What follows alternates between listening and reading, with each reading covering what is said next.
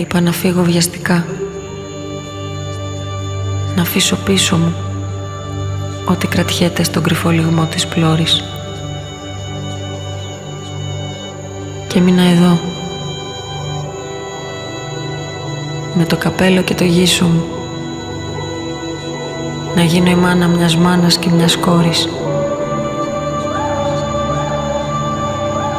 Τα βήματά σου τα ακούω στο πλακόστρωτο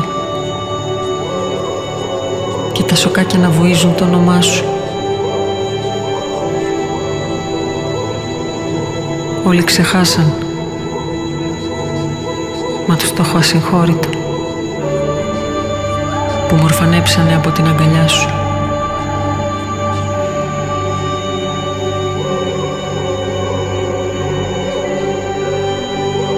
Είσαι ματάκι κρεμασμένο στην καδένα μου. Οι ζωγραφιές μας μες στο σχολικό βιβλίο.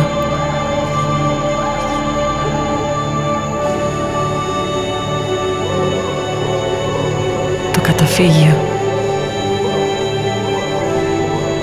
Το πρώτο και το ένα μου. Ένα αγκάθι που πονάει σαν αντίο.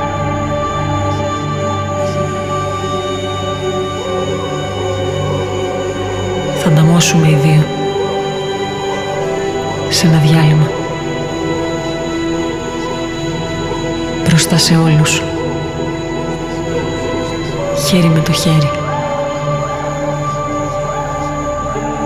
και της αλήθειας το πικρό πασάλιμα θα έχει στις μούρες τους ο χρόνος φέρει.